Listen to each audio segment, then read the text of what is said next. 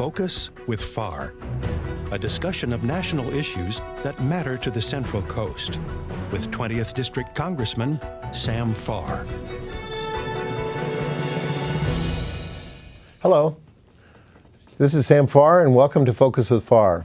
This is another series in our ongoing updates of what's going on in Washington on the issues that are important to us in the nation, the world, and particularly back home on the Central Coast of California.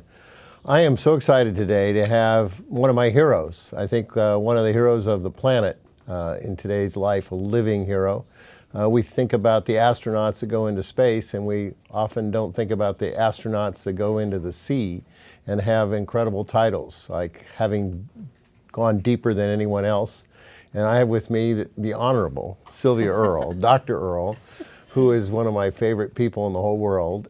She is just can appeal to everybody at all age levels, and so you're so good with children and parents. And you know, what a distinguished honor to be the National Geographic Explorer-in-Residence and sort of explore the planet in depths that have never. And I love some of the stories maybe we can get into about how you change Google's mapping by accusing Google that using Google.Earth really wasn't true, because 74% of the planet is ocean. I said you should call it Google.Dirt. I remember that. And Google now is showing the ocean, so I give you credit. But Sylvia, thank you for coming on our program. I mean, you're no stranger to the Central Coast. You've done so much work with the Monterey Bay Aquarium and Mombari and driven the underwater newtsters and had all these incredible experiences.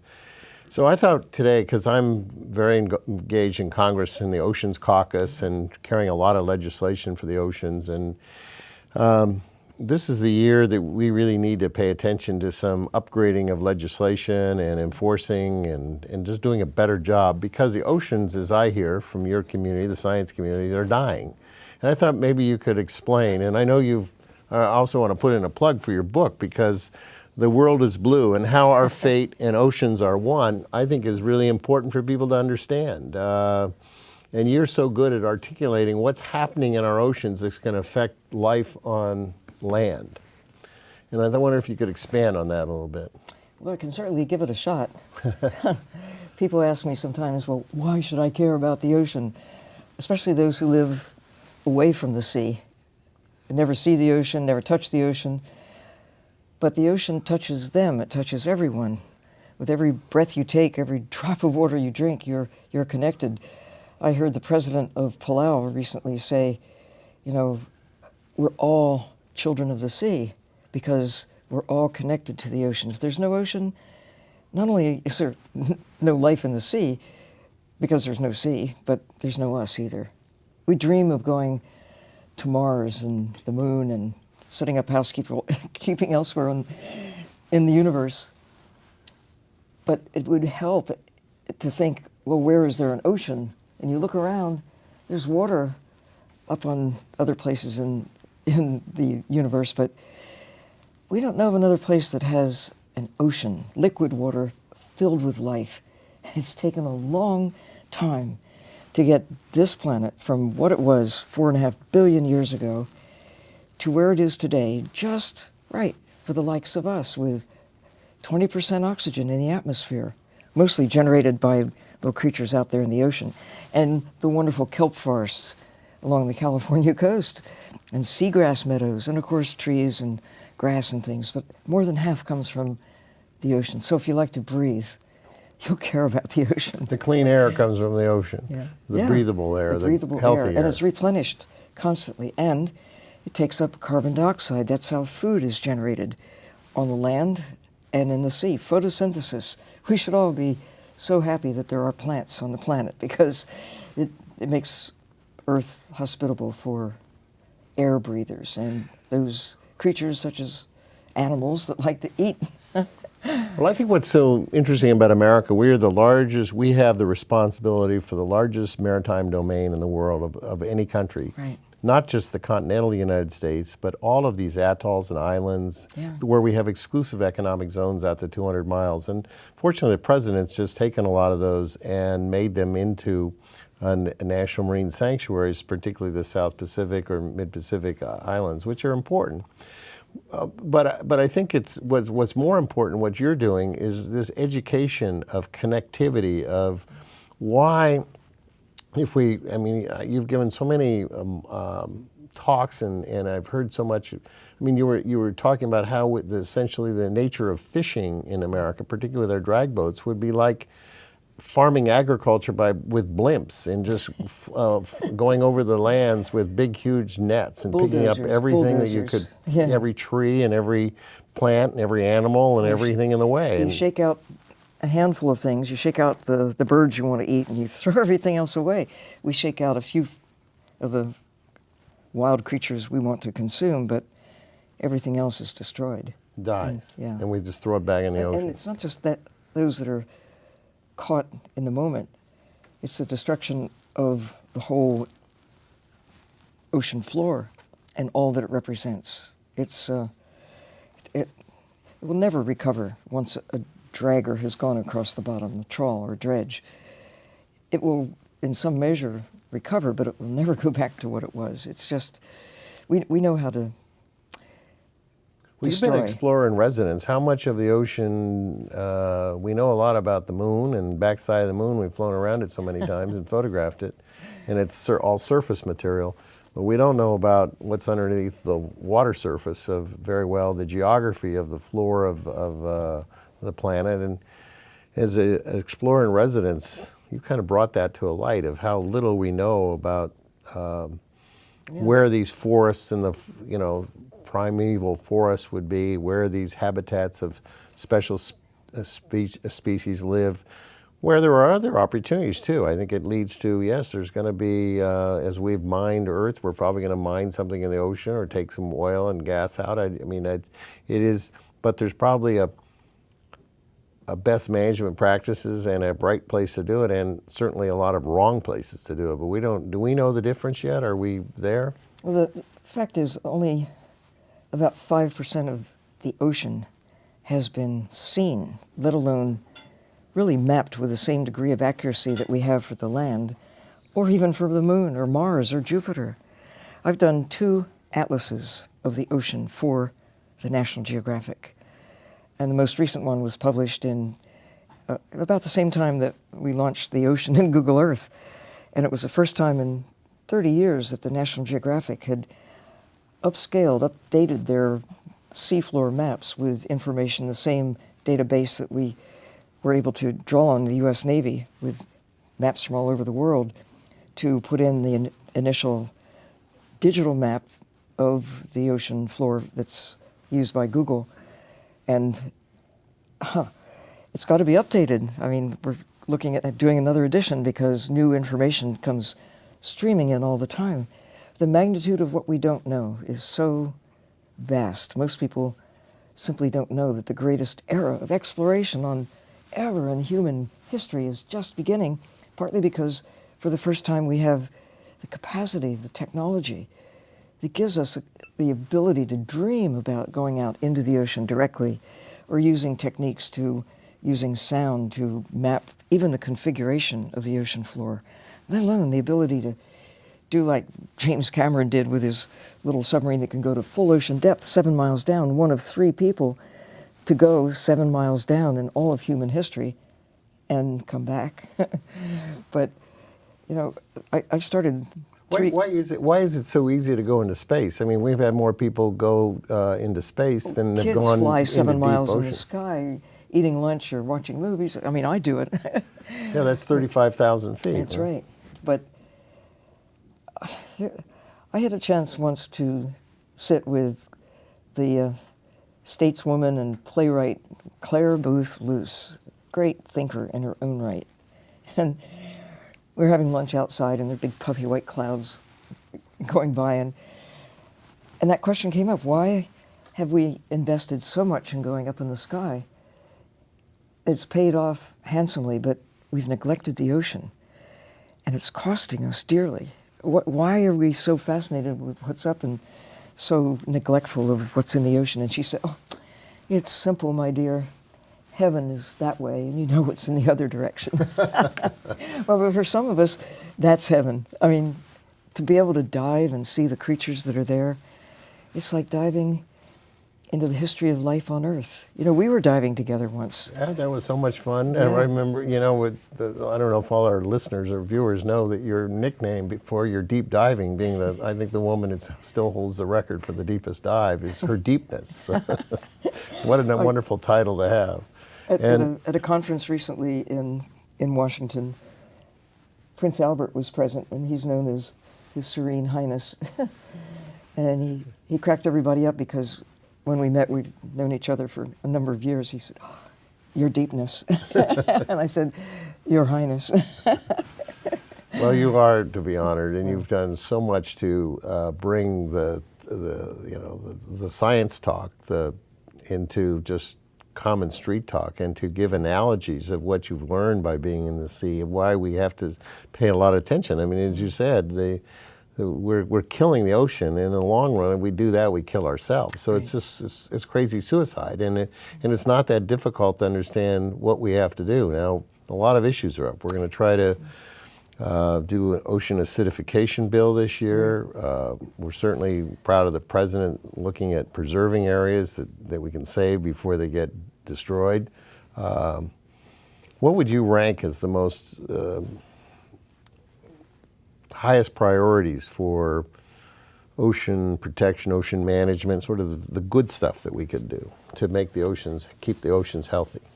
Well, I was asked a question like that almost 40 years ago, and my answer then is the same as my answer now.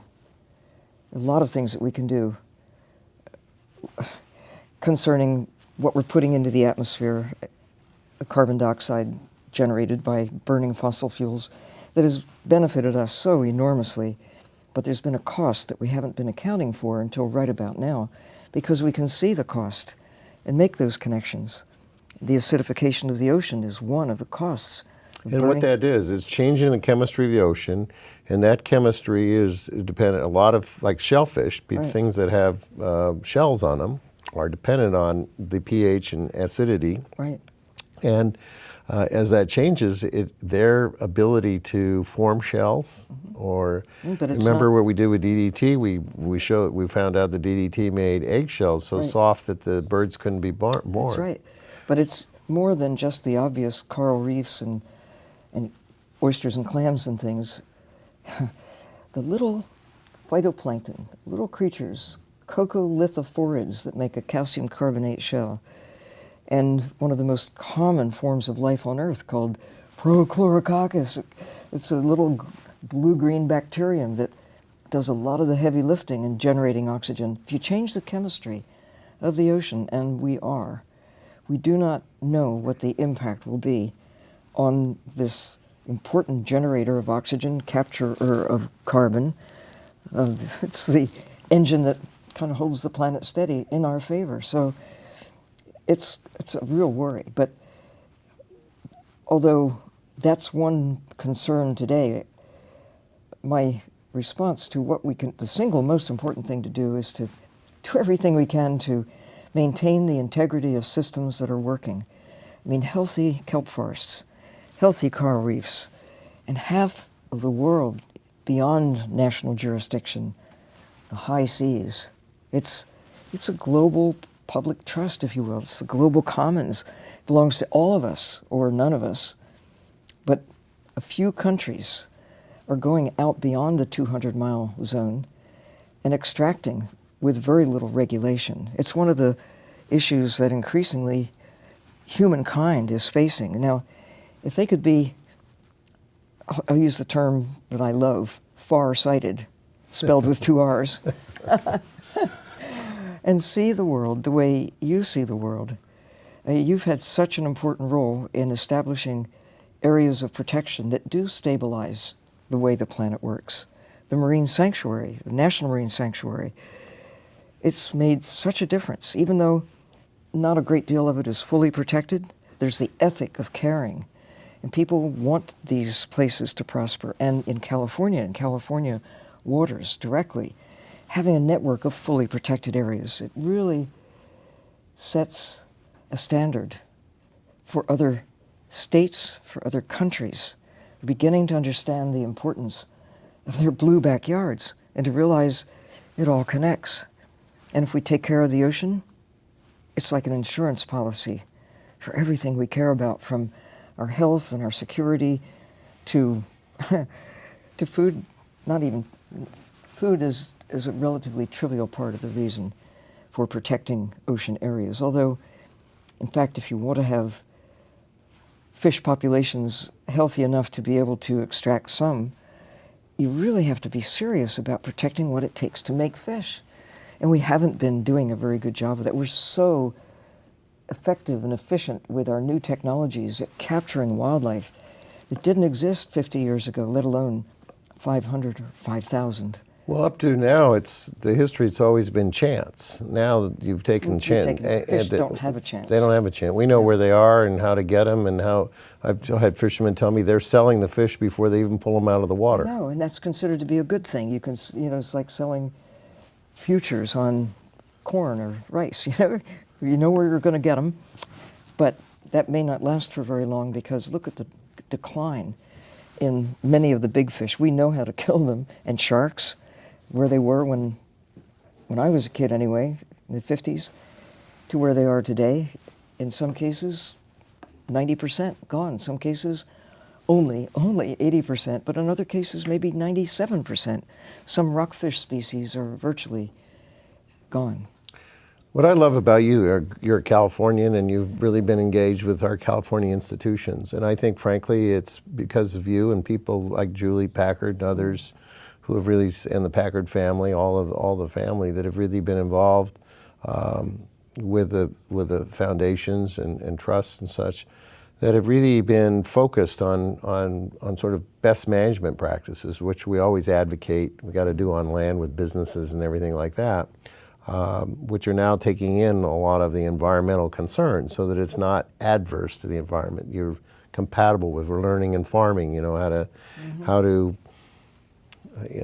go back to organic and use nature. Better for us. Better for us for all these reasons. Protecting the land and the sea means we're writing ourselves an insurance policy. Yeah, it's that insurance policy which we call sustainability, which means if you're going to invest in something, you want to know it's going to be around for a while, not that it's going to be wiped out by mismanagement or wiped out by a natural disaster. So smart thinking, and I think California has applied it all. What frustrates me in Congress, and I think Congress as a whole, is really letting down the American people.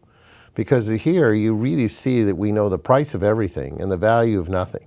And what we're talking about in the oceans are a value that we've never been able to just sort of put a price tag on. Well, it's been the cheapest place in the world to dump anything you don't want, because you don't have to fill up land, just dump in the ocean. We've dumped every single thing we didn't want on land, including nuclear waste in barrels. And I mean, we've done just awful, awful things. And we still allow boats to dump all their sewage and garbage in countries and other places. And California is saying, hey, wait a minute. Our coastline is where most of the people live. It's where most of our economy comes from. Exactly. It certainly is part of this image of this great coastal state, California, which has, I think, an international logo. People want to come there, just the California. To be there. Quality of life. And yet we have the most people in the United States. And what we've been able to do, little by little, and we got a lot to do, but we're starting to make people, and I think Californians, I say, if you don't care about the environment in California, you're not going to get elected.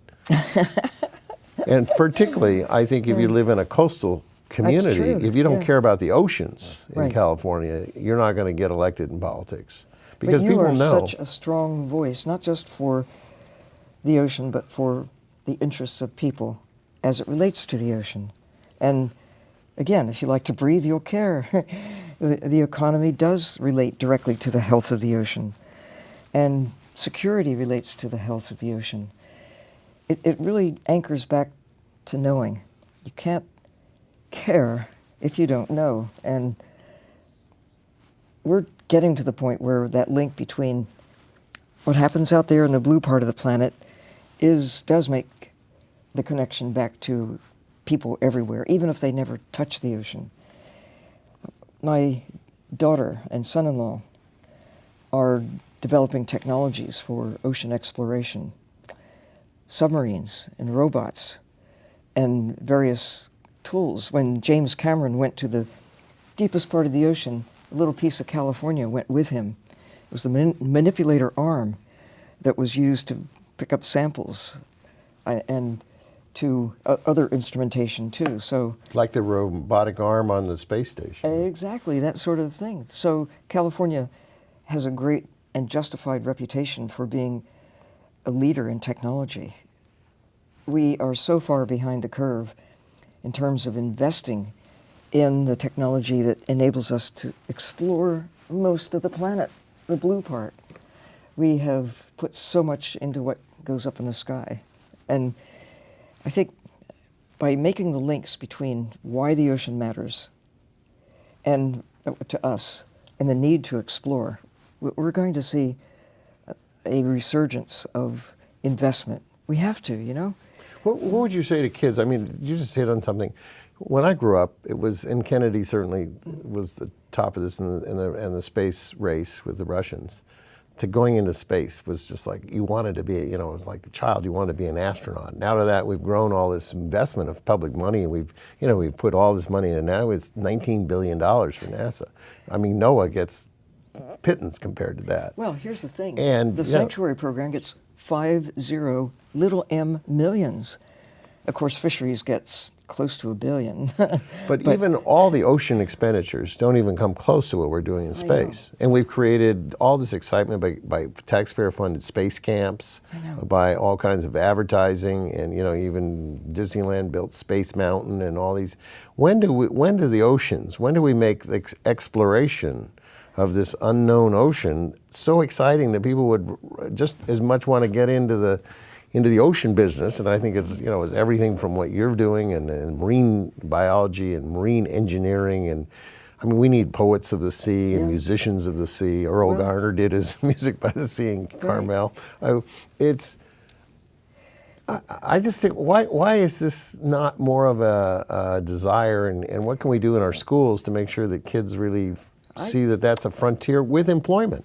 I think that we're beginning to see a turning point in the right direction, riding a wave, if you will. And part of it has to do with the fact that we have a Secretary of State who knows how to spell ocean and actually works on the ocean issues and puts a priority on taking care of the ocean, solving the problems, and with the presidential acts to now amping up a bit.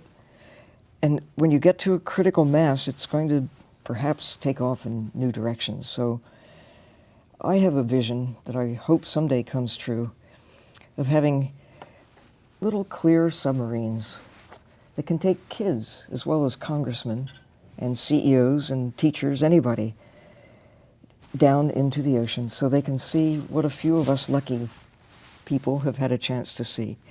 And it becomes known to them, like flying. How many people look out the window and see what our predecessors, my parents, they just didn't fly until they were well along, and there weren't airplanes for them to fly. Now there are not rent-a-sub places where you can get a submarine to take off in the ocean, or institutions other than a very small handful of research institutions. But the public needs to see what you see. Well, you convinced me. I remember when you were test driving one of those underwater cars. Yeah. And we were commenting, well, someday we'll have these rental in Monterey, and you can do the 17-mile drive underwater. Well, and another thing, if people could see fish the way I have come to see fish, to recognize that every one of them has a face. They all have personality, like cats and dogs and kids and whatever. Everyone is different. I mean, they all have the similarity in terms of, they're fish, and as far as life, we have a lot in common. All life does, whether it's a tree or a porcupine or a sea urchin or one of us, there's a lot common chemistry of life. But we've historically tended to look at wildlife as something to eat primarily. 10,000 years ago, that's how most people fed themselves. But today, we can't continue to feed ourselves with wildlife. We take a few birds once in a while, go hunting, get a few ducks. But to imagine feeding 7 billion people, or even California's population, with wildlife. We could quickly do in the whales, the otters, and all the birds if we were trying to feed ourselves with wildlife. It's by learning how to choose fast-growing, good quality food, sunlight, plants, and either stop there, sunlight and plants, we eat them, or sunlight and plants, and then we eat the animals that eat the plants. But the creatures in the ocean, think about a rockfish that may be 50 years old. Rockfish are like tigers and lions and eagles and owls. They eat other animals. But in the case of most fish, it doesn't just go from predator to prey to plants to sunlight.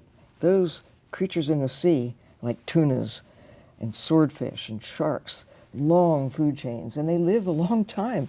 I think if people really appreciated that piece of yummy halibut or that rockfish on their plate might have started out life before their parents were born, they might think twice, but they don't know. Yeah.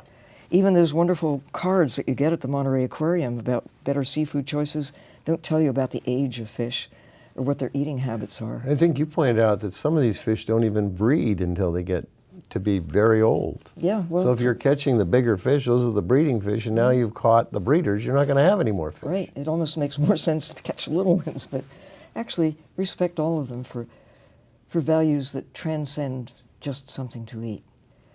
I think I was encouraged, again, thinking about the president of Palau and some of the other small island nations in the Pacific, some of our neighbors out there in the far parts of the Pacific, that he's come to understand the value of fish alive and has made bold statements about they're much more valuable alive than dead. And a dead fish, of course, is when we take them out of the ocean to eat. That you can enjoy a fish once when you take it out of the sea, and it feeds a few people, but a fish in the ocean, keeping the ocean healthy, in the case of some of these island nations, there's a tourism value. There are people such as I who will pay big bucks to have the pleasure of going diving in coral reefs that are made possible by having healthy populations of fish. It's true with kelp forests too. The kelp needs the fish, and the fish need the kelp. It's a complete system. And we've done a really good job of removing major portions of these systems and now beginning to respect the other values. Fish are carbon-based units, just like trees. Maybe someday we'll get around to giving carbon credits for the ability of fish and other ocean life to capture the carbon and hold it. I've got about 50 seconds. So okay, sorry. No, you're wonderful. I just wanted to sort of, do you think I think California is sort of getting it and putting it into our politics and into our management and into our business and we're really starting to get it, aren't we? And I think, frankly, with your leadership and ability to get the attention you've got, worldwide status and respect, well-deserved, and a wonderful author of, this is not your first book. No, a new one is coming out called Blue Hope, the National Geographic, and I have fun writing. It's painful sometimes, but I do enjoy sharing the view. A film is coming out very soon, Mission Blue. Mission Blue. That really talks about California, talks about the world, talks about hope spots, the need to use our mighty powers to take care of the ocean that takes care of us. Well, you've heard Sylvia Earle, her deepness, the Explorer-in-Residence for National Geographic, and our friend and neighbor in the Monterey Bay Area. Thank you for being on Focus with Farr. Thank you for watching.